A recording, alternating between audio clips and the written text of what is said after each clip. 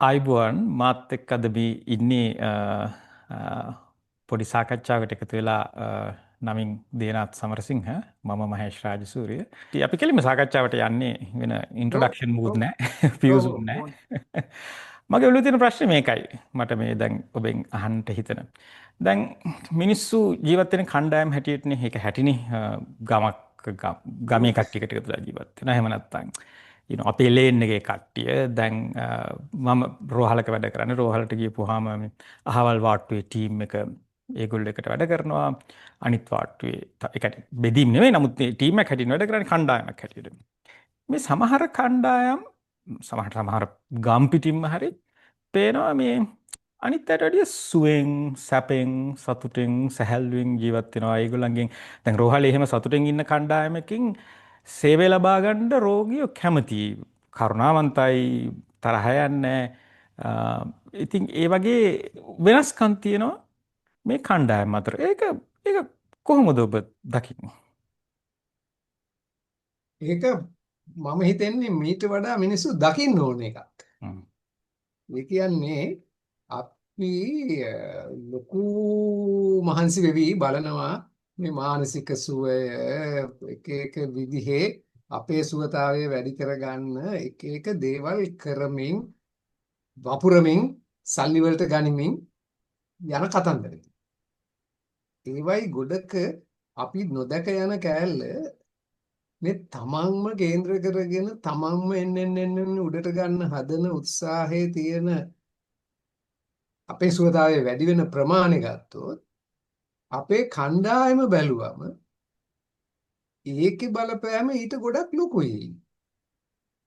එතකොට ඒක අවුලක් වුණාම මේ පැත්තේක අපි තමන්ගේ ලෙඩක් කියලා හිතාගෙන හ්ම්. තමන්ගේ අඩුපාඩුවක් කියලා හිතාගෙන මම කරන්න ඕන මොනවද දැන් මගේ සුවතාවය වැඩි කරගන්න කියලා හ්ම්. කණ්ඩායමේ ආචරණය බලපෑම නොබලා මම දිහා බලාගෙන යන වැඩපිළිවෙල දැන් යන්නේ. හ්ම්. කොට මහේෂ් කියන කතන්දරේ වටින මේක සුවතාවය කියන එකේ එක එක්කෙනාගේ මත වෙනස් වෙන්න පුළුවන්.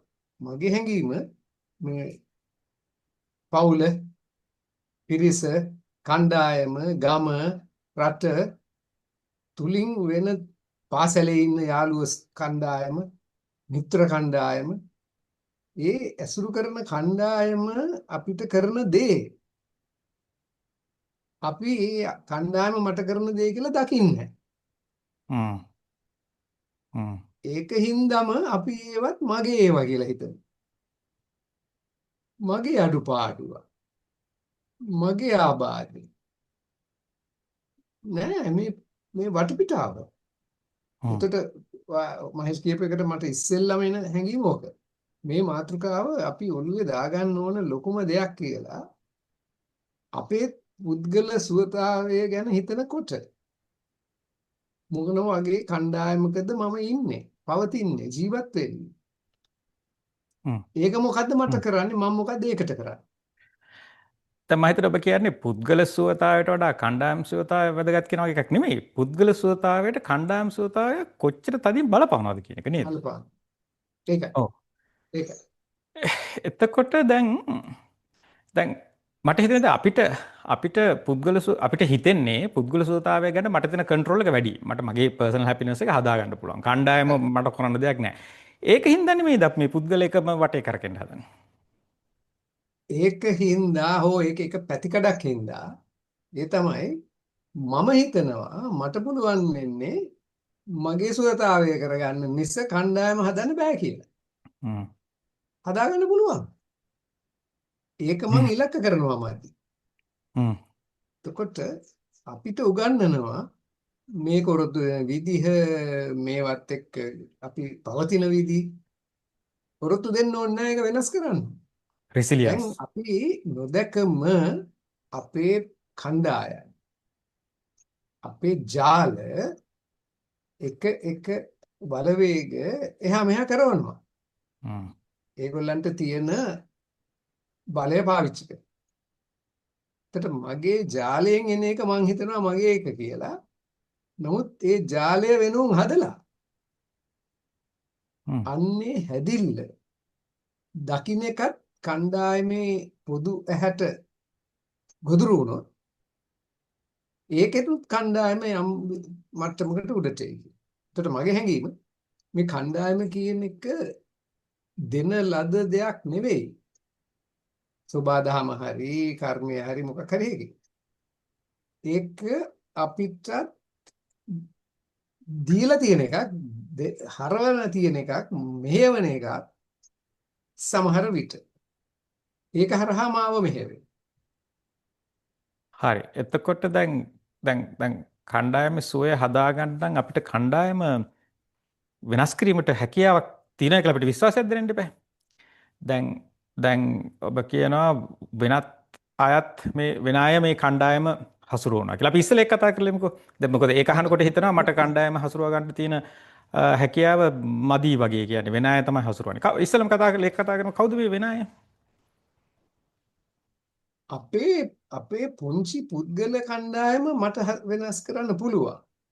සියලු කණ්ඩායම් තමයි මට ආක්‍රමණය කරන්න බැරි. ඒක තමයි ඔය කියන ලොකු තැන් වලින් එන එක. ඒක අපි බලන මාධ්‍ය ටික වෙන්න පුළුවන්. ඒක අපි පියන පොතපත වෙන්න පුළුවන්. අපි ඇසුරු කරන කණ්ඩායම් තුල එන්න එක මොහක හරි ඒජන්තෙක් වෙන්න පුළුවන්. එයා මේ කණ්ඩායම හසුරුවනවා හිතලම හෝ නොහිතම හෝ දන්නේම නැතුව. එතකොට ඒක අපිට හරි විදිහට ඉගෙන ගනිමින් ගියොත් ඒක අපිට හදාගන්න. හැබැයි අපි හිතුව තියෙන්නේ සියලු කණ්ඩායම් වලට වෙන දේ, මං ඉන්න සමාජයට වෙන දේ, මම ඉන්න රටට වෙන දේ, ඒව දැන් අපේ අතින් ගිලිහිලා. ඒව ගෙනියන යාන්ත්‍රණ ප්‍රධාන වශයෙන් වාණිජ බලපෑම. වාණිජයක අතකොළුවක් කරගෙන තියෙන දේශපාලන ඒවා, වාණිජයක අතකොළුවක් කරගෙන තියෙන ආගම් වල සමහර ව්‍යුහවල ලොකු තැන් හරහා ඒගොල්ලන්ට ඕන දේ ඒගොල්ලෝ ගෙනියනවා. ඒගොල්ලන්ට මහේෂුයි මමයි ඉන්න කණ්ඩායම අදාළ නැහැ. අපි ඔක්කොමලා ඉන්න කණ්ඩායම් වෙනස් කරනවා. ඒක අපිට පොදු ඇහැ වෙනස් කරන්න, අපෙන් එහා එක වෙනස් කරන්න මට එච්චර ලොකු බලයක් නැහැ කිව්වොත් ඒක ඇල්ල මම පිළිගන්නවා. ඒකේ පිළිගන්න. මොකද මගේ ළඟම එක මට එහෙම බල රහිත නැහැ. අපි ළඟම කණ්ඩායමෙන් පටන් ගමුකෝ. එතකොට දැන් ළඟම කණ්ඩායම ගත්තත් මට නිතර ඇහෙන වාක්‍ය තමයි මේ මොනා කරන්නද? ඉතින් අනිත් අය අපිට හදන්න බෑනේ. මට පුළුවන් දේ කරගෙන මං ඉන්නවා. ඔන්න වගේ වාක්‍ය ගොඩක් අයගේ මට ඇහෙන්නේ මේ තමන් ඉන්න කණ්ඩායම වාසනාවට හොඳින් යනවා නම් සපයි. නැත්නම් ඉතින් කරන්න දෙයක් නැහැ වගේ එකක්. ඒ අයට මොකද්ද අපි කියන්නේ? ඔහොම ඉඳපන් කියලා. ඒ කියන්නේ එයාට ඒක කරගන්න බෑ කියලා හිතනවා ඔහොම ඉඳපන්. හරි? හැබැයි එහෙම බෑ කියලා අතාරින් නැති අයට මම කියයි යාළුවා අර කියන්නේ බැරි බව අපිට ඔප්පු කරන්නේ. මට මේක හදාගන්න බෑ. හරි? මේ යාළුවොත් එක්ක ඉන්නකොට මම මෙහෙම හැසිරෙන්න ඕන. නැත්තම් මම මෙතන කැපෙනවා. එනවා කැපෙන්නේ නැතුව ඉන්න. හරි? හැමෝම එහෙම නෑනේ. ඔය ඉන්නේ 15යි 20යි. නමුත් ඉතුරු අය කරගන්න දෙයක් නොදන්න කම නිසා මේක අතහැරපු කම හින්දා හෝ මට බෑනේ කියලා හෝ කොන්දපණ නැති හින්දා හෝ නෙවෙයි. ක්‍රම හොයලා හිතලා ඉගෙනගෙන නැති. ඒකට ඒ අයව අවදි වුණොත් එයාගේ ලෝකේ හදාගන්න එයාට පුළුවන්. අර මහේෂ් කියපු අර ඉස්සෙල්ල වර්ගය අය අපිට ඉතින් බෑනේ මොනව කරන්නද කියන අයට අනේ ඔහොම ඉන්නකෝ කියන එකයි තමයි තියෙන්නේ. එයාට බැරි ඒවා කරන්න බැරි නම් ඉඳපන්. හැබැයි මචං ඔය විදිහට ඉන්න ඕන නෑ යකෝ. මොකද්ද ඔය ජීවිතේ? හරි? වෙන්දා කියලා එයාට ඒක හදන එක අර ගහගෙන අරියාදු කරගෙන අපිට වඩා බලවත් එක පරද්දන එක නෙමෙයි. හ්ම්. අපේ එක්ක දිනවන්න දන්න අවශ්‍ය ශිල්ප ටිකත් අරන් ඒ එකම ඒකට ලැබෙන චූටි අපහසුතා හ්ම්. විඳින්න එකඟත්වය. හරි. මෙයා ඉතින් හැමතිස්සෙම වෙනස් ඒවානේ කියන්නේ හරි. ඕකට බය වුණොත් ඉන්න ඕන අර විදිහට. එහෙමයි ඉඳපල්ල. හ්ම්. හ්ම්. බහුතරයේ මිනිස්සුયો එහෙම නෙවෙයි. හ්ම්. දැන් මේ කණ්ඩායම වෙනස් කරන්න පුළුවන් වෙන්න ඕනේ නැත්තම් මොකක්ද ඇති වැඩි. හැබැයි ඒකට පොඩි බය නැති පොඩ්ඩක් බය නැති වෙන්න ඕනේ. ඒ කියන්නේ බය නැති වෙන්න ඕනේ කියන්නේ මේ ගුටි ගහගන්න නෙමෙයි මේ පොඩි ගැටුමක් එනවට වෙනස් ඔයා නිකන් ඔයා අනුහුරටමයි කතා කරන්නේ. හරි මොකක් හරි ඔය කියනවට පොඩ්ඩක් බය නැතුව මුණ දෙන්න පුළුවන් වෙන්න ඕනේ නේද? අ, බය තියෙන්න ඕන මිනිස්සුන්ට. හ්ම්. ඒ කියන්නේ එදිතරකම කියන්නේ බයත් එක්ක ගේම ගන්න එක.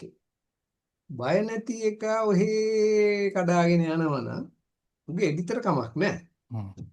මෝඩකම. හරි. ඕහෝ ඒක නෙවෙයි. බය ලාවට තියෙන්න ඕන. හ්ම්.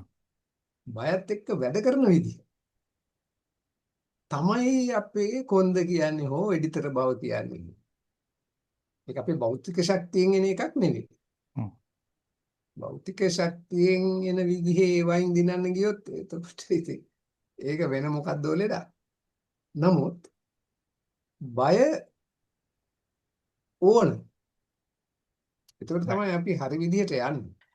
එතකොට දැන් තව මට හිතෙනවා බාධකයක් කියලා මම දැකලා තියෙන එක මේ ගොඩක් දෙනෙක් හිතනවා ඉතින් මේ අනිත් අය වෙනස් කරන්න බෑ කියලා.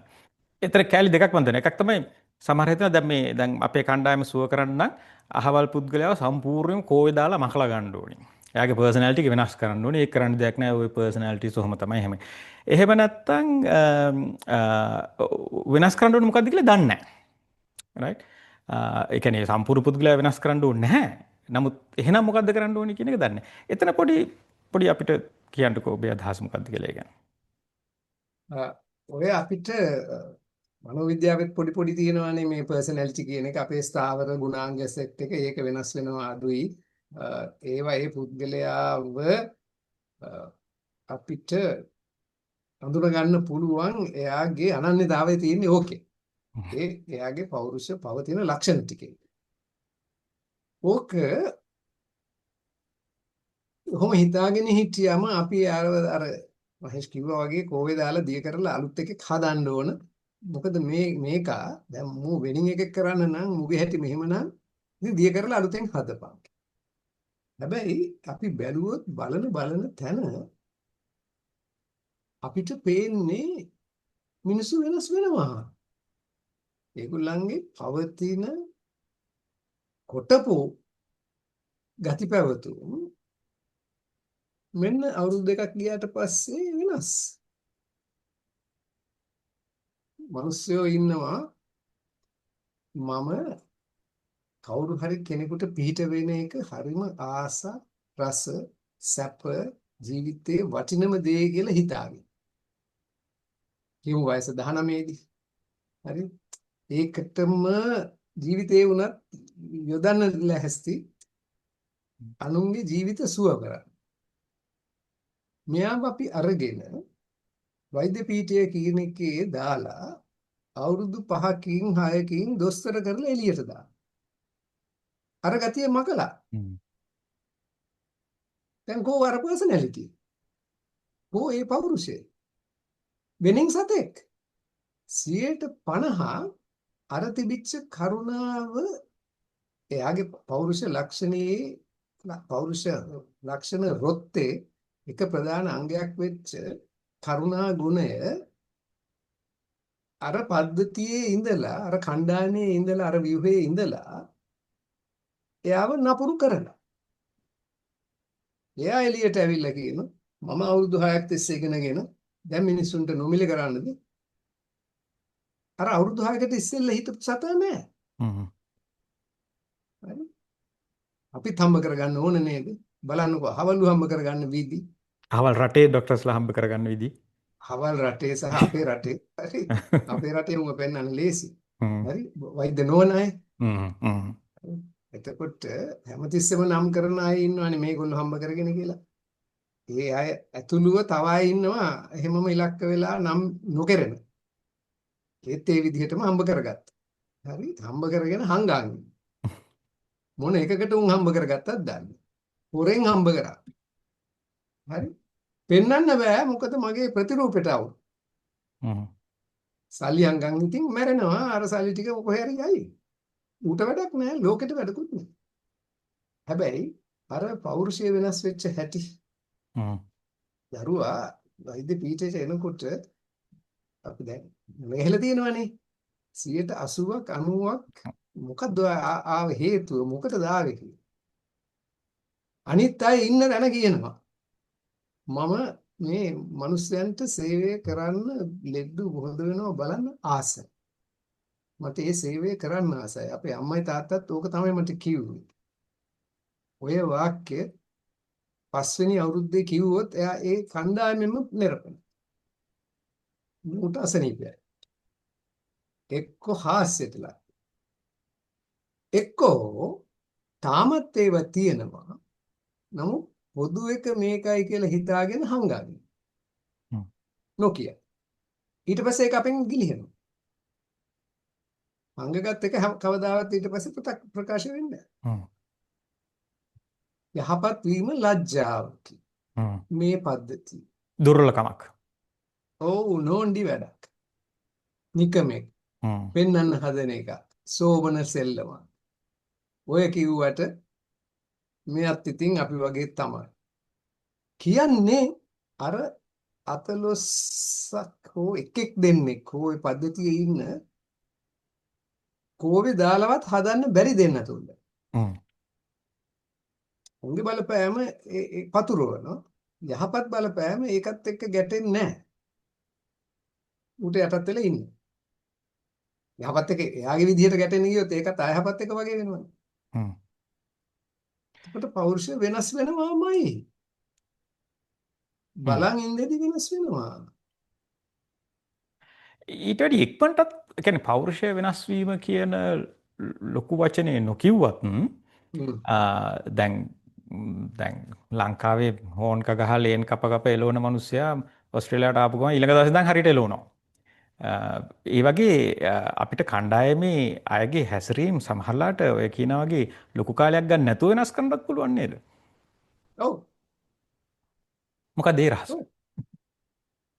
හොයන්න ඕන. එක එක සුවිශේෂ අවස්ථාවට එක එක ක්‍රම ඇති. මට හිතෙනවා සමහරක් එකවර අපිට යමක් තේරෙන එක. හ්ම්. අපිට එකවර තේරෙනවා මොකක් හරි එකක් මෙච්චර කල් හිතපු නැති. පහුවදා ඉඳන් මං වෙනස් වෙනවා. ඒ වගේ ඒවා ගන්න පුළුවන් නම්‍ය කෙනෙක්ට අවබෝධය විතරයි ඕන. හ්ම්. සැනින් වෙනස් වෙන ඒවා තියෙයි. අනිත් ඒවා මේ පද්ධතියනේ මාව හදන්නේ මාව මෙහෙවන්නේ මාව අඹන්නේ අලුත් විදිහට. මේ පද්ධතිය මං කොහොමද මීට වඩා කාරුණික කරන්නේ? හෝ යහපත් කරන්නේ කියන ශාස්ත්‍රය අරගෙන ඒක ඉගෙනගෙන ක්‍රියාවට නංවලා බලමින් ඒක මෙහෙවන. සෞඛ්‍ය ප්‍රවර්ධන පිවිසුමේ ක්‍රමවේද. ඒක වෛද්‍ය සෞඛ්‍ය ප්‍රවර්ධන කියන වචනේ දැම්මට ඒක වෛද්‍යක නෙවෙයි. හ්ම්. ඒකත් අර සෞඛ්‍ය වචනේ හින්දා වෛද්‍යයකටම කොටු කරගෙන මේක තමයි කියලා හිතාගෙන නටනවා බෝඩ් එක ගහගත්ත ගමන් සෞඛ්‍ය ප්‍රවර්ධන. සෞඛ්‍ය ප්‍රවර්ධනය ඕක නෙවෙයි. ඒකේ න්‍යාය පදනමම ඔය වෙනස් වීම කොහොමද කණ්ඩායම තමන්ගේ අතට බලය අරගෙන කණ්ඩායම හ්ම්. අපේ පද්ධතිය අපි පතන අපි සුවයි කියලා හිතන එකඟත්වය හදාගන්න ක්‍රමයයි ඒ එකඟත්වය හදාගත්ත දේ ක්‍රියාවට නැංවීමයි ඉගෙන ගන්න උගන්වන ශාස්ත්‍රය. හ්ම්. කොට ඒකේ තියෙනවා උඩ දේවල්. මේ ක්‍රමවේදේ ඉගෙන ගන්න. අපි දැන් ප්‍රායෝගිකව බලමුකෝ කණ්ඩායම් කතාවට ආපහු ඇවිල්ලා. දැන් මට හිතෙනවා දැන් ඔබ කියපු හැටියට මේ කණ්ඩායම් අපි හිතුවට මේ කණ්ඩායම මෙහෙම තමයි කියලා. ගොඩක් කල් බලලා මේ දෙතුන් දෙනෙක් තමයි ඒ කණ්ඩායමේ අනන්‍යතාවය අරගෙන යන්නේ. මේ ඔය සෙල්ලම් බෑ ලෙඩ්ඩුවෙක් හරි මොකක් හරි කියලා සද්ද දාගෙන ඉන්නේ එහෙම දෙතුන් දෙනෙක්. ඒ දෙතුන් දෙනාගේ කණ්ඩායමේ සමස්තයට බලය ගැනීම තමයි මේ සුවතාවය පිටිපස්සේ තියෙන්නේ කිව්වොත් හරියද? හරි. නමුත් ඒගොල්ලන්ගේ ක්‍රමයට නෙවෙයි. හ්ම්. චණ්ඩිකමින් නෙවෙයි. ඒ දෙන්න තුන් දෙනාගේ චණ්ඩිකම ඒ දෙන්න තුන් දෙනාටමත් වඩා හිතකර එකට හරව ගන්න. එතකොට අර කෝවේ දාලා දිය කරන්න ඕන කියලා හිතන જાතියේ මිනිස්සු ටිකයි ඉන්නේ බැලුවා. එයත් මේ ආරූඪ කරගත් එකක් මේ දැන් වපුරන්නේ. හරි. එයාගේ නිලයට, එයාගේ තනතුරට, එයාගේ මේ කණ්ඩායම තුල තියෙන භූමිකාවට අදාළ විදිහට එයා එතන රඟනවා. හැබැයි එයා එහෙමම යකෙක් නෙවෙයි බොහෝ විට. මම මේ කණ්ඩායමේ ඉන්නකොට මම මේ වෛද්‍ය යූනියන් හෝ දැන් මේ දවස්වල නොයෙකුත් යනවා වැඩ වර්ජන එහෙම. මම ඒක ගැන හිතලා නෙවෙයි මේ කියන්නේ. හරි? ඉන්නකොට මම ඉන්න ඕන මේ විදිහට. හරි? මම මේ පක්ෂේ ඉන්නකොට මම ඉන්න ඕන මේ විදිහට. hina වෙන්න තහනම්. ප්‍රවාගෙන ඉන්න. හරි? ඔව්. আদি වශයෙන් එක එකව තියෙනවනේ. එතකොට ඒ දෙන ලද භූමිකාව බොහෝ විට ඔය කියන තරම් දරුණු විදිහට අර කියන ඒකේ අයිතිකාරයොත් එහෙමම මෙහෙවන්නේ නැහැ. ඉඳලා හිටලා ඇති දුෂ්ටම එක්කෙනෙක් දෙන්නෙක් හෝ අතලොස්සක මෙහෙවීම නිසා අනිත් අයට ඔලු උස්සන්න හොඳ. එහෙම ඒවායින් ගැලවෙලා දුවනවා. මේක අපි නම් බෑ. අපි එතකොට මේ බලයේ තියෙන දෙන්න තුන් දෙනා දෙහත් අපි දයාවෙන් බලන්න ඕනේ නේද? එතකොට අර කෝව ඕන්නේ නැහැ. හ්ම්. කෝව නැතුවම බැරි එකා හ්ම්. අර කණ්ඩායමෙන් හෙමින් ඒ බලය අතාරිනවා. හ්ම්. එක්ක අස්සලා යනවා. එක්කෝ රඟනවා හරි ඒකේ ඉන්නවා. කවදා හරි මම ආපහු ගන්නවා මේක මගේ අතට. නමුත් බහුතරය ඒකේ රඟනකොට ටිකක් කල් ගියාම මෙන්න හරියනවා. අර රහ දැනෙනවා ඇත්ත ඒකේ. ඔව් මෙච්චර කල් එයාවත් වෙන ඒ වයින් හදපු එක එයා දකින්න. මෙච්චර කල් මං ගියේක ගොන් කියලා නොකිය හැබැයි වෙනස් කරගන්න. ඒතර අර බලය තියෙන දෙදෙනාගෙන් අපි බලය ගන්නවා නෙමෙයි. ඒ බලය තියෙන දෙදෙනාගෙන් අපි ඔක්කොම එකතු වෙලා වැඩේ කරනවා කියන එකයි. බෙදා ගන්නවා. ඔය ප්‍රජාතන්ත්‍රවාදී කියන එකේ ඇත්ත තැන උතනනේ. අපිට පේන්නේ නැති ප්‍රමාණයේ ව්‍යුහවල ප්‍රජාතන්ත්‍රවාදී දැම්මම ඒ පුද්ගලයෙක් ක්‍රියාත්මක කරන්න ක්‍රමයක් නෑ.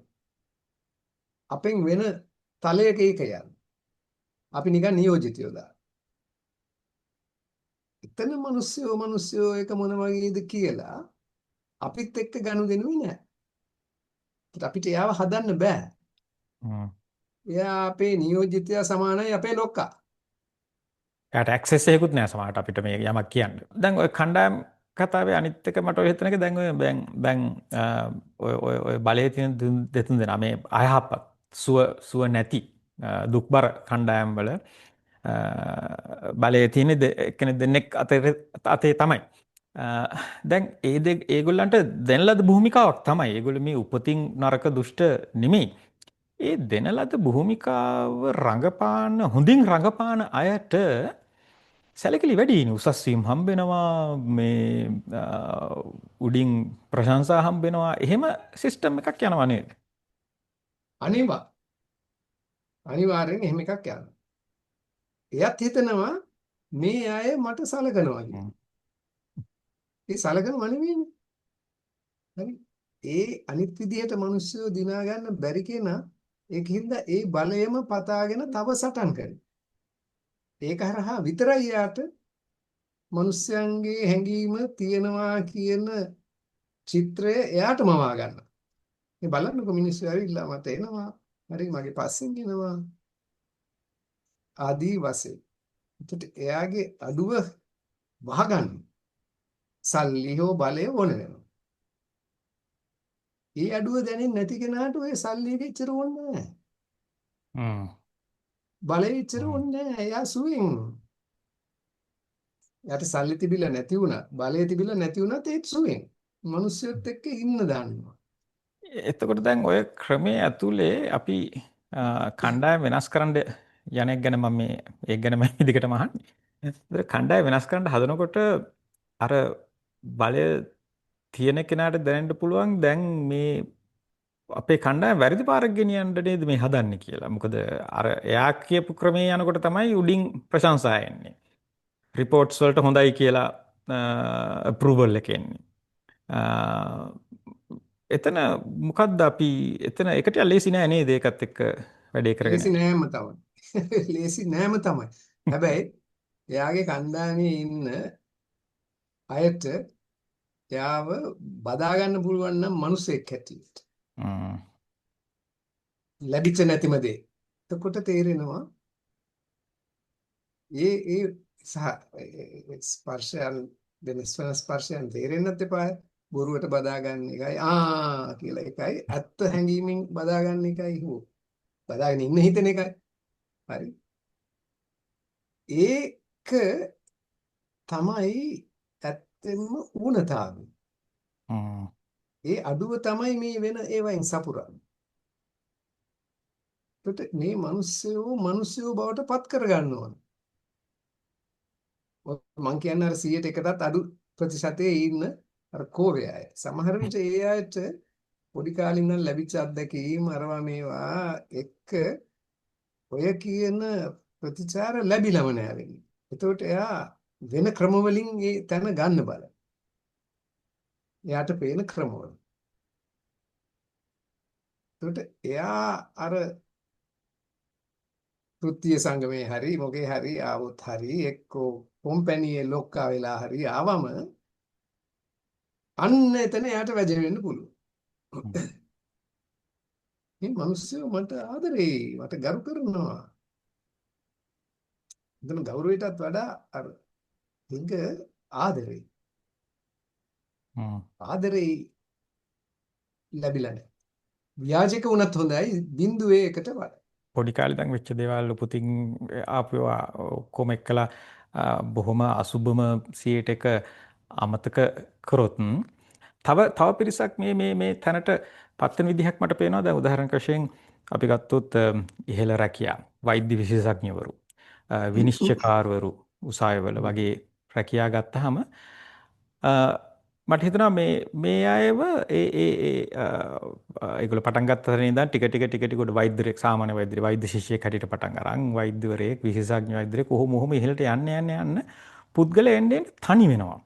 මේ ආදරය එයාගේ වටේ තිබිච්ච ඒවා නැති වෙලා ගිහිල්ලා ආන්දර සමහරට ඩ්‍රයිවර් තමයි ඉන්නේ යමක් කතා කරන්න. ඒ තනිවීම ඇතුලේ මිනිස්සු හරි හිස් වෙලා අවුල් වෙනව නේද? සමහර විට අර යහපත් මේකෙන් පටන් ගත්ත කෙනාටත් මේකෙන් පොඩි ආබාධ එන්න පුළුවන්. ඒ කියන්නේ දැන් එයා අර මහයකේ යන්න එයාගේ ළඟ හිටපු සමීප අයට දැන් එයා ළඟ ඉඩ නැතිව. මං හරි බිසියා. ඒක තමයි මගේ ඔටුන්න වෙන්නේ. එතකොට එයා අහිමි කරගන්නවා වෙන්නත් පුළුවන් සමහරු. කියලා මට හිතෙන්නේ ඔය තැනට එනකොට පොඩි පොඩි සාක්ෂි තියෙනවා ඔය නොයෙකුත් අධ්‍යයන වල ධනය ලැබෙන්න මිනිස්යන්ගේ පෞරුෂය වෙනස් වෙන ආකාරය. ධනය වැඩි වෙන්න අපි එන්න යක්කු වෙනවා කියලා. මිනිස්සු නොදැනී යනවා.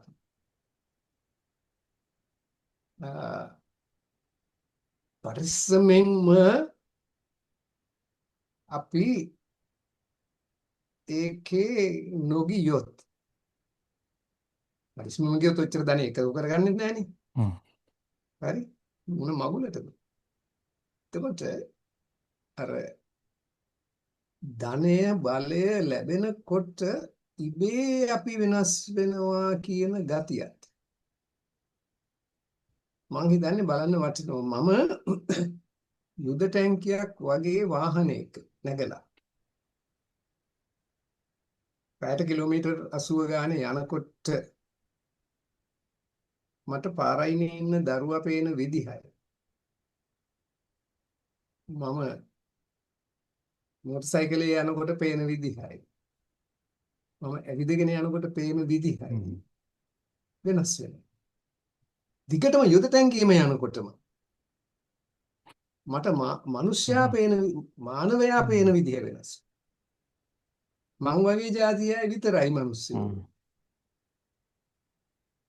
අනිත් උන් කබ්බෝ මොකක් හෝ අඩු මට්ටමක ජීවීන් වර්ගයක්. එහෙම අමාරු දැනෙන තරම් අය නෙවෙයි මං ඉන්න තලය වැඩි වෙනකොට. ඕක වෙනවා. ඒ කියන්නේ හොඳම කෙනාවත් නොදැනම වෙනවා ඕක. එතන අපි හරි පරිස්සම් වෙන්න ඕනේ නේද මේ ධනය බලය ඉනිමගේ අපි හිතලා නොනැග්ගත් යනකොට උදාහරණ වශයෙන් වෛද්‍ය ශිෂ්‍යයෙක් පළවෙනි වසරේ ඉඳලා පස්වෙනි වසරට යනකොටත් පරිස්සම් වෙන්න ඕනේ නේද? වෛද්‍ය හෝ වෙන ශිෂ්‍ය මොකක් හරි ඔව් හරි ඒකට යනකොට මට මොනවා හරි ලැබෙනවා කියන්නේ තව මොනවා හරි අහිමි වෙලා මම මහ එකේ වැජෙමෙනවා කියන්නේ මම පොඩි එකේ තිබිච්ච එක මට අහිමි වෙලා මං අර කෙරණ ඒක සමහර විට ඇත්ත ලෝකෙ නෙවෙයි මම මොකක් හරි දැම්මම අම්මා කියලා මාව බදා ගන්න Facebook හරි මොකේ හරි සංඛ්‍යාව. එතකොට මට ඇත්ත අය වෙනවා ඒගොල්ලෝ. ඇත්ත ලෝකේ ඒක වෙනවා. දැන් වයින් රටේ ඔක අර මොලේ හැදීගෙන යන වයසේදී ඔක ඊටත් විනාශයක් නේ. වයින් රටේ අවුරුදු 16ට අඩු දරුවාට ඔය සමාජ මාධ්‍ය කියන එක තහනම් කරානේ. පළමු වරට ලෝකේ කොයි හරි රටක. ඒක කහවල් බල කඳවුරු ඒකට එරෙහි වුවත් ඔහේ රජය කරා වෙනස් වෙයි හැබැයි දැනට කරලා තියෙනවා හරි මේකෙන් වෙච්ච හානිය කියලා ඊට පස්සේ තව මාධ්‍යවල මේකුත් අධ්‍යයන එයි තව 6 මාසයක් අවුරුද්දක් යනකොට විවිධ මනෝවෛද්‍යවරු අරගොල්ලෝ මේගොල්ලෝ මේකෙන් ළමයින්ගේ මොලේ හැදිලා මදි හරි මොකක් හරි එයි ඒව හදන්න අපිට ඒව හදන ඒවා වෙනස් කරන්න අපිට බලය නැහැ. හැබැයි අම්මලා අප්පලට දරුවන්ට බහුතරයට ඉවෙන් දැනෙනවා අර මගේ සෙල්ලම් බඩුව අයින් කරගත්තම තියෙන වියෝදුක පොඩි කලකින් අඩු වුණා ගමන් මම නිදහස් කිව්වා. එතකොට අර ඒ සිදුවේ. එතකොට එතෙන්දි බලය ධනෙ ඕනේ නැහැ. අපි වනන මොකක් හරි එකකින් අපිට මේ අනුගාමිකයෝ දුරස්ත අනුගාමික. දුරස්ත ආදරවන්ත. ලක්ෂයක් හදාගත්තා. 50000ක් හදාගත්තම 10000ක් හදාගන්න කීය හරි. මම ඒකේ රසක් කියලා යනවා. ඒතර අර ධනෙ බලය වගේම ජනප්‍රියතාව. ඒ ජනප්‍රියතාවයට හදලා තියෙන එක එක උපකරණ උපක්‍රම තුල මං මාව දකින විදිහ වෙන විදිහක එකෙක් බවට හැරවීම මෙහි සාර්ථකත්වයක් මට පෙන්නලා. උතට හම්බ කරගෙන ධනය හ්ම්. බලය එනකන් ඉන්න ඕනේ නෑ දැන්. නමුත් ඒ ඊට දෙකේ ඉස්සෙල්ලම සමානකමක් තියෙනවානේ. ඔව් මගේ මොලේ කන්න පුළුවන් ඊට ඉස්සෙල්ලා. ඔව්. ඊට සමානයි මේ ධනය බලය අරන් වැජබිලා තමන්ගේ අ, තමන්ට වටන දේවල් අහිමි කරගත්ත අයත් ඉන්නේ ඒ වගේ ව්‍යාජ ලෝකයක අන්තිමට. අන්තිමට එයාට ඇත්ත බයපක්ෂපාතකමටයි ආදරය ලෝකෙ කියලා හිතන්නේ. නෑ. ව්‍යාජ ලෝකෙ කියලා පෙන්නේ වෙන කෙනෙක් වෙන තැනකින් බලන කෙනෙක්. හ්ම්. උගේ ඇත්ත ලෝකෙ. හ්ම්. එයාගේ ඔව්. ඇත්ත ලෝකේ ඒක තව කෙනෙකුට පේනවා මේක හරි චූටි වෙලා ලෝකෙ. එයාට පේන්නේ ප්‍රසාරණය. ඔව්. දැන් දැන් දැන් මට ආපු ඔළුවට ආපු උදාහරණයක් හින්දා මම මෙහන්නේ දැන් ඔන්න සමහර ආමි ඔෆිසර්ස්ලා ඉන්නවා රිටයර් වුණාන් පස්සේ සත්ත පහකට කවුරුත් ගණන් ගන්න නැහැ යාගේ වටේ හිටියාගේ යටතේ හිටියයි.